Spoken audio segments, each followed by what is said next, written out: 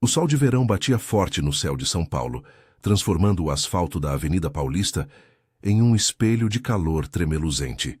Era um daqueles dias em que o ar úmido grudava na pele como uma segunda camada de roupa, e o burburinho da cidade parecia mais agitado do que o normal. Ana Clara acordou cedo naquela manhã, o coração acelerado de uma mistura de ansiedade e felicidade que a fazia sorrir sem motivo. Aos 28 anos, ela finalmente via o dia do seu casamento se aproximar como um sonho concretizado. O vestido branco, com rendas delicadas, que ela mesma escolhera em uma boutique nos Jardins, pendia no armário do quarto apertado de seu apartamento em Pinheiros. Tudo estava pronto. As flores, o bolo, os convidados. E claro, Rafael. Rafael era o tipo de homem que entrava em uma sala e mudava o ar ao redor. Alto, com olhos castanhos que pareciam guardar segredos gentis, ele trabalhava como engenheiro em uma construtora no centro da cidade. Eles se conheceram há 3 anos em uma festa de amigos em comum, no meio do caos de uma balada em Vila Madalena. Ana Clara, professora de história em uma escola pública na Zona Sul, sempre fora a mulher prática, de pés no chão. Mas Rafael a fizera acreditar em algo mais leve, mais romântico. "Você é o meu porto seguro", ele lhe dissera uma vez, enquanto caminhavam de mãos dadas pelo Parque Ibirapuera, sob a sombra das árvores antigas. Agora, naquele dia, ele seria seu marido. A preparação começou cedo. Ana Clara se maquiou no banheiro minúsculo, o espelho embaçado pelo vapor do chuveiro. Sua melhor amiga, Juliana, chegou com um buquê de proteção, um costume que as duas riam, mas seguiam à risca.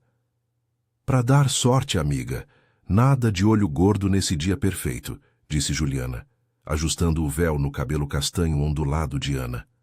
Elas riram, mas por dentro, Ana sentia um frio na espinha, uma intuição vaga que atribuía aos nervos. O carro alugado as levou até a igreja de Santa Teresinha, no bairro de Perdizes, um lugar simples, mas acolhedor, com vitrais coloridos que filtravam a luz do sol em tons quentes. A igreja estava lotada. Familiares de Rafael ocupavam os bancos da frente. Sua mãe, Dona Maria, com os olhos marejados, vestida em um tailleur azul claro. O pai, seu João, homem robusto de bigode grisalho, que apertava a mão de todos com firmeza. Amigos de Ana Clara, colegas da escola, enchiam o resto do espaço. O ar cheirava a incenso e flores frescas, rosas vermelhas e lírios brancos espalhados pelo altar. O padre, um homem idoso de voz serena, preparava o sermão. Ana Clara esperava no saguão, o coração martelando como um tambor. "Onde está o noivo? Ele sempre se atrasa", brincou ela para Juliana, mas o sorriso era forçado. De repente, o sino da igreja tocou, anunciando o início. A música de entrada começou, suave, com violinos e um piano que ecoavam pelas paredes de pedra. Ana Clara pisou no corredor central, o véu leve flutuando atrás dela. Os convidados se viraram, aplausos discretos e suspiros de admiração. Mas algo estava errado. Rafael não estava no altar. O padrinho dele, Tiago, um amigo de infância da construtora, sussurrava algo urgente para o padre. Ana sentiu o estômago revirar. "O que houve?", murmurou ela para Juliana, que a apoiava pelo braço. Antes que alguém pudesse responder, a porta lateral da igreja se abriu com um estrondo. Um homem ofegante entrou correndo, o rosto pálido como cera. Era o cunhado de Rafael, Pedro, que trabalhava com ele no canteiro de obras. "Acidente no viaduto. Rafael." Ele. As palavras saíram entrecortadas e o silêncio caiu como uma cortina pesada. Ana Clara parou no meio do corredor, o buquê escorregando de suas mãos e caindo no chão de mármore com um som surdo. Os convidados murmuravam, confusos. Dona Maria se levantou, as mãos no peito. "Meu filho! O que aconteceu com meu filho?" Pedro se aproximou, as pernas tremendo. Estávamos no viaduto da Marginal, terminando os últimos ajustes na ponte. Ele insistiu em subir na estrutura para checar os cabos. O guindaste falhou. Uma viga desabou. Ele caiu, Ana. Direto no rio abaixo. Os paramédicos. Eles não puderam fazer nada. As palavras ecoaram na igreja como um veredito final. Ana Clara sentiu o mundo girar. Seus joelhos cederam, e Juliana a segurou antes que ela caísse. Gritos abafados encheram o ar. Seu João correu para fora, chamando um táxi, enquanto Dona Maria soluçava no banco. Tudo aconteceu em um borrão. A polícia chegou minutos depois, confirmando o pior. Rafael havia morrido instantaneamente no impacto. Um erro no equipamento, disseram os investigadores iniciais. Algo sobre manutenção deficiente na construtora. O casamento, que deveria ser o ápice de sua vida, transformou-se em luto coletivo. Ana Clara foi levada para o hospital, onde passou a noite em choque, os médicos injetando calmantes em seu braço. Ele se foi no dia em que íamos nos casar. Repetia ela para si mesma, a voz rouca, enquanto olhava pela janela o trânsito caótico de São Paulo à noite, luzes piscando como estrelas frias. Os dias seguintes foram um pesadelo de burocracia e dor. O enterro aconteceu em um cemitério no Butantã, sob uma chuva fina que molhava o caixão de madeira simples. Ana Clara vestia preto, o anel de noivado ainda no dedo, um lembrete cruel.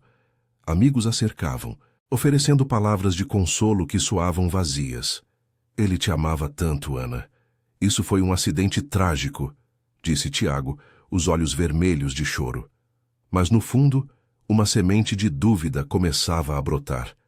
Por que Rafael subira na estrutura tão perto do casamento? Ele mencionara pressões no trabalho, atrasos no projeto, mas nada que justificasse um risco daqueles.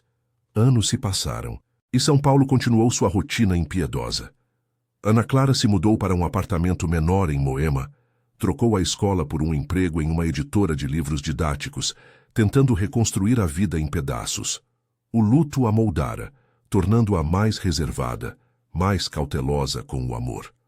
Mas naquela tarde chuvosa, 5 anos depois, ao abrir uma caixa de papéis antigos de Rafael que Dona Maria lhe entregara, algo chamou sua atenção. Uma carta amassada endereçada a ele, com uma caligrafia desconhecida. Você prometeu que resolveria isso antes do casamento. Não me decepcione, ou todos saberão. O coração de Ana acelerou. Quem era o remetente? E o que Rafael escondia que poderia abalar tudo o que ela sabia sobre ele? A chuva caía fina e insistente sobre as ruas de Moema, transformando o asfalto em um tapete reluzente, que refletia as luzes dos postes e dos faróis dos carros apressados.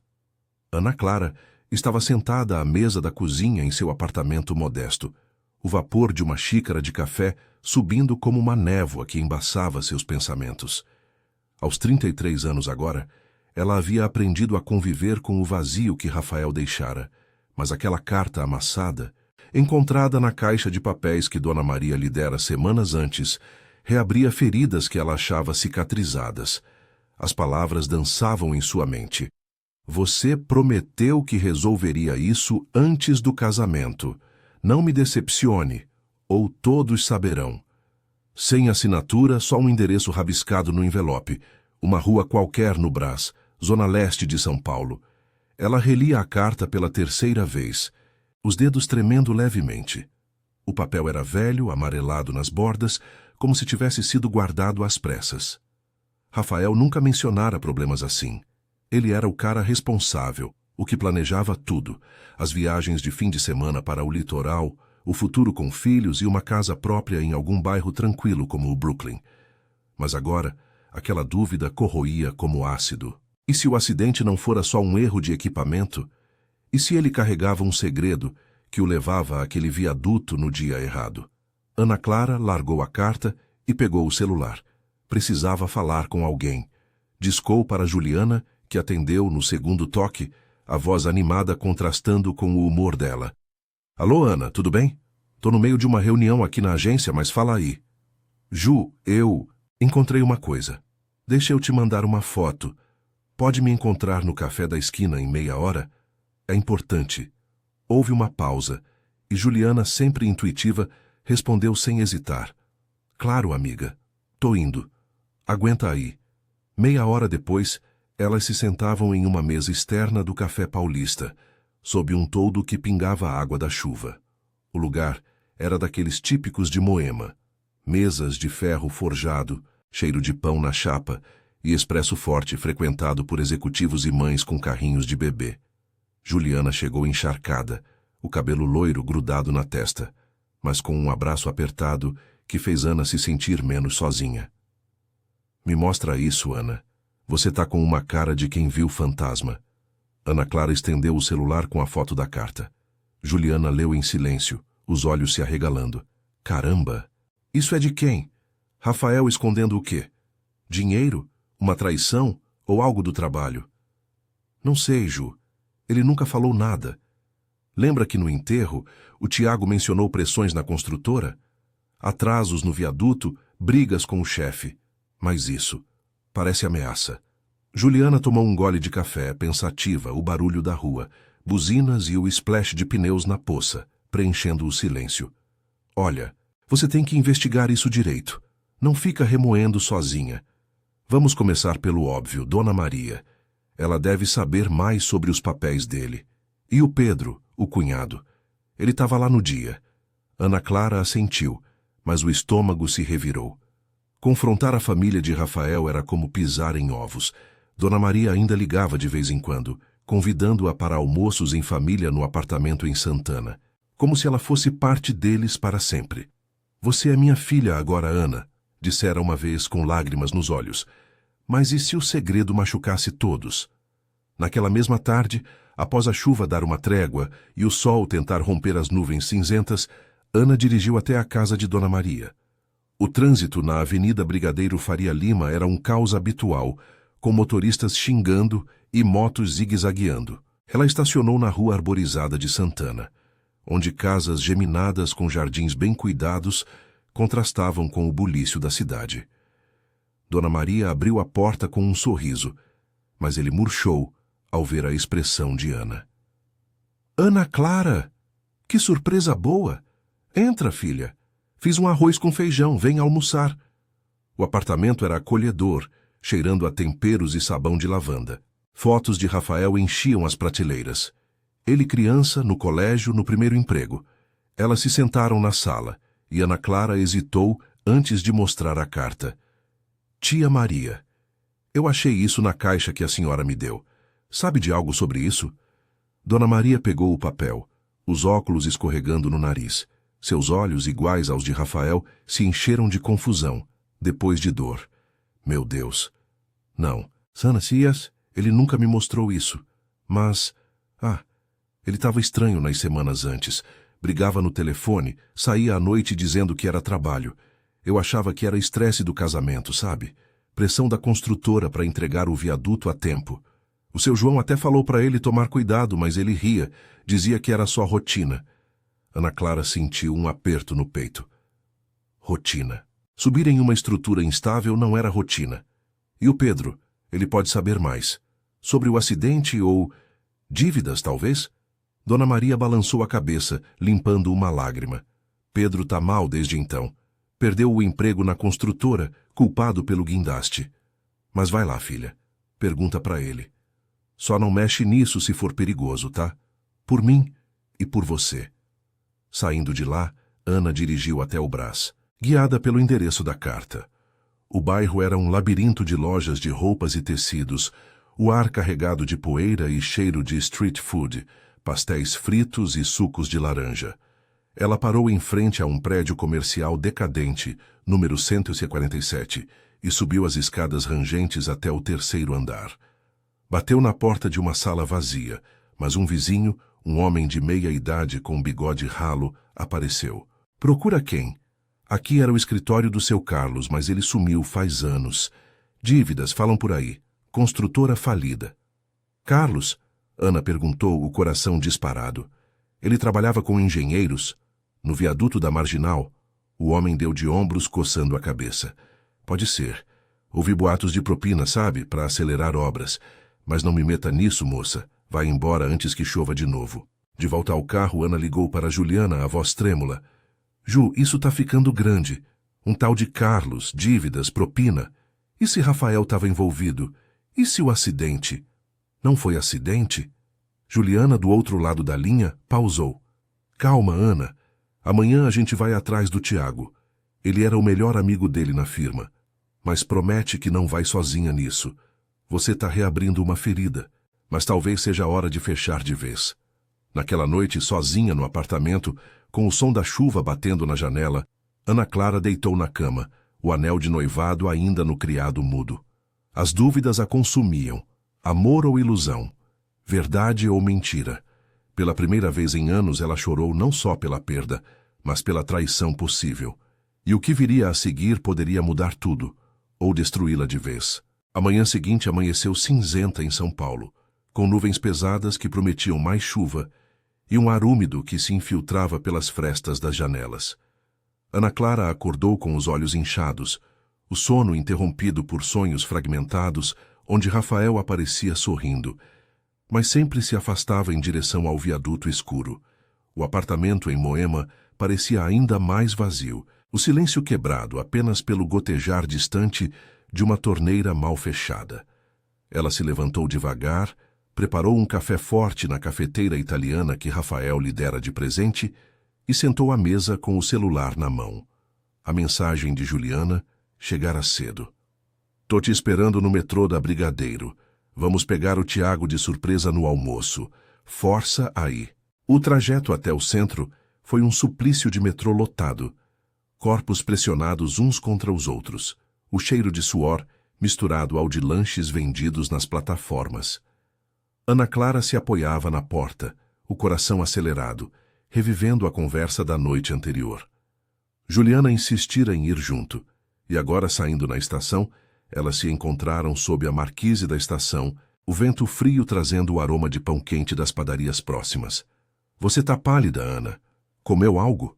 perguntou Juliana, linkando o braço no dela enquanto caminhavam pela Avenida Paulista, desviando de executivos apressados com pastas debaixo do braço. "Não desce, Ju, só quero acabar com isso. O Tiago, ele era como um irmão pro Rafael. Se souber de algo, vai contar." Elas entraram no prédio da construtora, um edifício moderno de vidro e aço na Rua da Consolação, onde o ar-condicionado gelado contrastava com o calor úmido lá fora. A recepção era impecável, com paredes decoradas por maquetes de projetos urbanos. Ana Clara se apresentou à secretária, uma mulher de uns 40 anos com óculos de armação fina, e pediu para ver Tiago. "Ele está na sala de reuniões agora, mas vou avisar que tem visita." Nome: Ana Clara, ex-noiva do Rafael. A secretária piscou, reconhecendo o nome, e sumiu atrás de uma porta. Minutos depois, Tiago apareceu no saguão, o rosto marcado por rugas que não existiam 5 anos antes. Vestia uma camisa social amarrotada, o colarinho desabotoado e seus olhos castanhos, tão parecidos com os de Rafael, se arregalaram de surpresa. "Ana? Meu Deus, quanto tempo! Entra, gente." O que está acontecendo?" Eles se sentaram em uma sala de espera vazia, com cadeiras de couro e uma mesa baixa coberta de revistas de arquitetura. Juliana ficou de pé, como uma sentinela, enquanto Ana Clara tirou a carta do bolso da bolsa, uma cópia que fizera na noite anterior. "Tiago, eu achei isso nos papéis do Rafael. Uma ameaça. E o vizinho no Brás falou de um Carlos, dívidas, propina na construtora. Você estava lá no dia do acidente. Me diz a verdade. O que ele estava metido?" Tiago pegou a carta lendo devagar, o rosto endurecendo. Ele se recostou na cadeira, passando a mão pelo cabelo grisalho, e soltou um suspiro longo, como se carregasse o peso do mundo. "Ah, Hannah, eu sabia que isso ia voltar um dia. Rafael não era santo, mas ele estava tentando fazer o certo. Olha, senta direito. Vou contar tudo, mas isso fica entre nós, tá? A construtora estava uma bagunça na época. O viaduto da Marginal era um projeto grande para a Copa do Mundo, sabe? Pressão para entregar rápido, custos explodindo. O chefe, o seu Armando, cortava cantos, materiais baratos, mão de obra sem treinamento. Rafael descobriu que o Carlos, um fornecedor de aço, estava superfaturando as notas, embolsando a diferença com o Armando. Propina para calar a boca de todo mundo. Ana Clara sentiu um frio na espinha, o ar da sala parecendo mais pesado. Rafael, o homem íntegro que ela amava, envolvido em corrupção? E o Rafael? Ele aceitou isso? Tiago balançou a cabeça, os olhos baixos. Não. Ele confrontou o Armando semanas antes do casamento. Disse que ia denunciar para a diretoria, ou para o Ministério Público se precisasse. O Carlos mandou essa carta ameaçando expor que Rafael assinara relatórios falsos no começo do projeto. Uma besteira para agilizar, mas o suficiente para ferrar a carreira dele. Rafael estava apavorado, Ana. Brigava no telefone à noite, saía para encontrar o Carlos no Brás. Ele prometeu resolver para proteger a gente, mas eu avisei. Cara, isso é perigoso. Deixa quieto, pensa no casamento. Ele riu, disse que era só conversa fiada. Juliana interveio, a voz firme. E o acidente? Foi coincidência? Ou alguém sabotou o guindaste para calar ele? Tiago se levantou, andando de um lado para o outro, o som de seus passos ecoando no piso de porcelanato. Eu me perguntei isso 1000 vezes. O guindaste estava com manutenção atrasada, sim, mas no dia. Rafael insistiu em subir. Ele me disse, Tiago, se eu não checar agora, o Carlos vai usar isso contra mim. Como se soubesse que algo estava errado. A polícia investigou, mas foi arquivado como falha mecânica. Ninguém quis cavar mais fundo. A construtora pagou indenização para a família e pronto. Mas eu acho que foi conveniente demais. As palavras pairaram no ar, e Ana Clara sentiu lágrimas quentes nos olhos. Não era só luto agora, era raiva, traição, um amor construído sobre mentiras. Ela limpou o rosto com as costas da mão, a voz embargada. Por que você não me contou antes? No enterro, você só falou de acidente trágico. Tiago parou, ajoelhando-se ao lado dela, a mão no ombro. Porque você estava destruída, Ana. E Rafael me fez jurar. Se algo acontecer, protege ela. Eu protegi do jeito errado, talvez. Mas agora, se você quer a verdade toda, vai atrás do Armando. Ele ainda manda na firma, mas está fraco, câncer. Ou o Pedro. Ele viu o guindaste falhar de perto. Pode ter notado algo. Saindo do prédio, o sol finalmente rompeu as nuvens, lançando raios quentes na Paulista, onde vendedores ambulantes ofereciam água gelada e óculos escuros. Ana e Juliana caminharam em silêncio até o metrô, o burburinho da cidade. Risadas de turistas, toques de sinaleira, soando distante. Juliana apertou o braço dela. Você tá bem? Isso é pesado, amiga. Rafael errou, mas ele te amava. Talvez quisesse te poupar. Ana assentiu, mas por dentro o mundo se reconfigurava. O homem que ela idolatrara não era perfeito, era humano, falho, preso em um sistema corrupto que São Paulo engolia sem mastigar. No metrô de volta, encostada na porta novamente, ela pensou em Pedro. Ele era a próxima peça. Mas confrontá-lo significava reviver o dia do acidente, o som imaginário da viga caindo. Ainda assim, pela primeira vez em anos, Ana sentiu uma faísca de força. Não só para desvendar o passado, mas para se libertar dele. Naquela tarde, ela ligou para Pedro do apartamento, o sol poente tingindo o quarto de laranja. Ele atendeu com voz rouca, como se fumasse demais. Ana Clara? Faz tempo. O que você quer? Pedro, preciso te ver. Sobre o Rafael, o guindaste e o Carlos. Uma pausa longa, depois um suspiro. Vem amanhã no bar do Butantã, perto do cemitério. 12:00. Mas prepara o coração, moça. A verdade dói mais que a dúvida. Desligando, Ana deitou no sofá, o anel de noivado na mão. O apoio de Juliana e agora de Tiago a impulsionava, mas o obstáculo era interno. Perdoar Rafael ou reescrevê-lo. A chuva voltou à noite, batendo na janela como um aviso, mas ela dormiu com uma determinação nova, pronta para o que o dia seguinte traria. Respostas, talvez, ou mais perguntas que a levariam ao fundo do abismo. O sol do meio-dia filtrava-se pelas nuvens esparsas sobre o Butantã, aquecendo o ar úmido que carregava o cheiro de terra molhada e fumaça de churrasco de uma feira próxima. Ana Clara dirigiu devagar pelas ruas arborizadas do bairro, o coração apertado como um nó que se recusava a desfazer. O bar que Pedro mencionara era um boteco simples na esquina da rua Coropé, com fachada de azulejos descascados e mesas de plástico sob um toldo verde desbotado. Mesas lotadas de operários almoçando feijão com arroz e bife, o som de pagode ecoando de um rádio velho. Ela estacionou o carro alugado.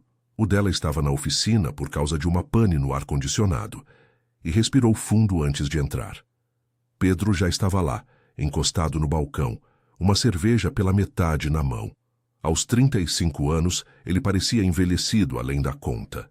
Barba por fazer, olhos fundos de quem não dormia direito, uma tatuagem desbotada no antebraço, saindo da manga da camisa xadrez. Quando a viu, ele acenou com a cabeça, sem sorriso, e apontou para uma mesa no canto longe do barulho.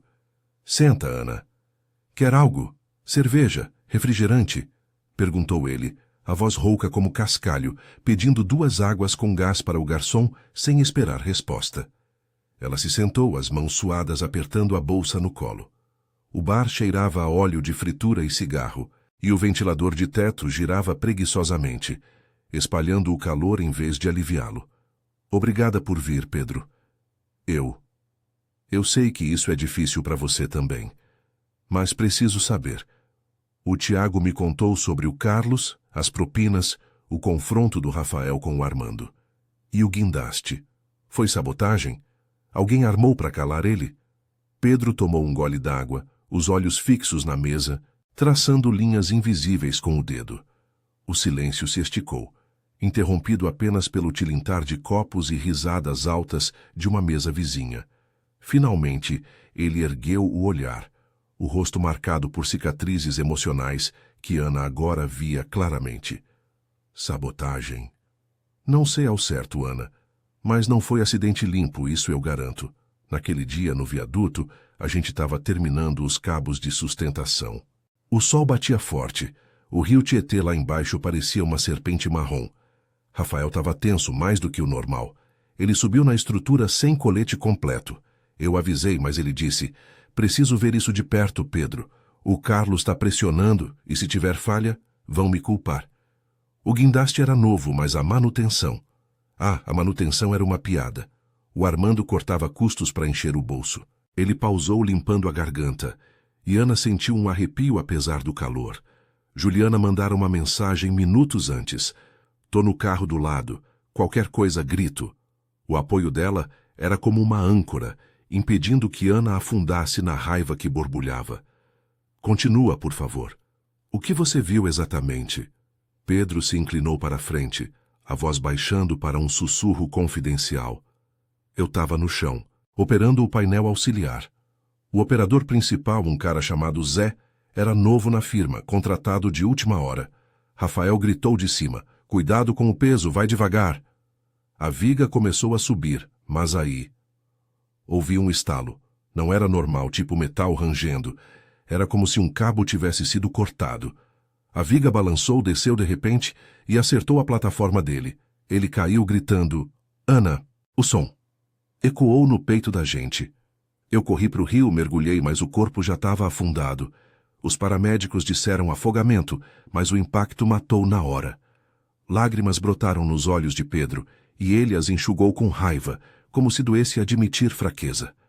Depois, na polícia, o Zé sumiu. Disseram que pediu demissão, mas eu soube por um amigo. Ele estava no Brás, no escritório do Carlos. No dia seguinte, pagamento em dinheiro, sussurravam. O Armando visitou a família logo após o enterro com um cheque gordo para Dona Maria. Indenização generosa, chamou. Mas era para comprar silêncio. Rafael ia denunciar tudo. Propina, materiais falsos, risco para os trabalhadores. O viaduto ainda está lá, né? Inaugurado atrasado, mas sem escândalo. Se ele tivesse vivido, a construtora ia para o buraco. Ana sentiu o mundo inclinar. Não era só dúvida agora. Era uma teia de mentiras que Rafael tentara romper, pagando com a vida. O amor que ela nutria por ele se misturava a uma tristeza profunda, mas também a um respeito novo. Ele morrera por integridade, não por fraqueza. Ainda assim, o obstáculo era imenso. Como viver com isso? Como perdoar o sistema que engolira o homem que amava? Por que ninguém falou? Você, o Tiago. Podiam ter investigado mais. Pedro deu de ombros amargo. Medo, Ana. Eu perdi o emprego. Bebi para esquecer. A família me olha torto. Mas você... Você é forte. Se quer justiça, vai no Ministério Público. Leva a carta, o que o Tiago disse. Eu assino uma declaração, se precisar. Pelo Rafael. Eles se levantaram. E Pedro a abraçou desajeitadamente na porta do bar, o sol agora forte batendo nas costas. Cuida de você, murmurou ele. Ana saiu para a rua, o ar quente carregando o cheiro de asfalto aquecido, e ligou para Juliana, que esperava no carro. Ju, é pior do que eu pensava. Sabotagem, sim. Mas o Rafael estava lutando pelo certo. Juliana a recebeu com um abraço apertado no estacionamento improvisado, os olhos marejados. Você vai denunciar? Eu te ajudo em tudo. Advogado, papelada, o que for. De volta a Moema, o apartamento parecia menos opressivo sob a luz da tarde. Ana Clara sentou à mesa da cozinha, a carta e anotações espalhadas. Ligou para Dona Maria, a voz firme apesar das lágrimas. Tia, eu sei tudo, o acidente. Não foi acidente. Mas o Rafael era um herói no fim. Vamos atrás de justiça juntas? Dona Maria chorou do outro lado, mas assentiu. Por ele, filha, por todos nós. Nos dias seguintes, com o apoio de Juliana, Tiago e Pedro, Ana reuniu provas, depoimentos, relatórios antigos da construtora. O Ministério Público reabriu o caso, e o nome de Rafael virou símbolo em reportagens sobre corrupção em obras públicas. São Paulo, com seu trânsito caótico e céus variáveis, continuou girando, mas Ana mudara. O luto se transformara em propósito, a dúvida em força.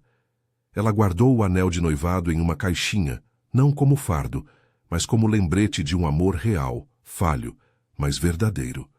Anos depois, em um parque ensolarado no Ibirapuera, Ana caminhava com Juliana rindo de algo bobo. O vazio ainda existia, mas fora preenchido por uma vida nova, aulas de história para adultos, um romance tímido com um colega da editora. Você superou, amiga, disse Juliana. Ana sorriu, o vento leve bagunçando o cabelo. Não superei. Cresci com ele. E pela primeira vez, acreditou nisso de coração.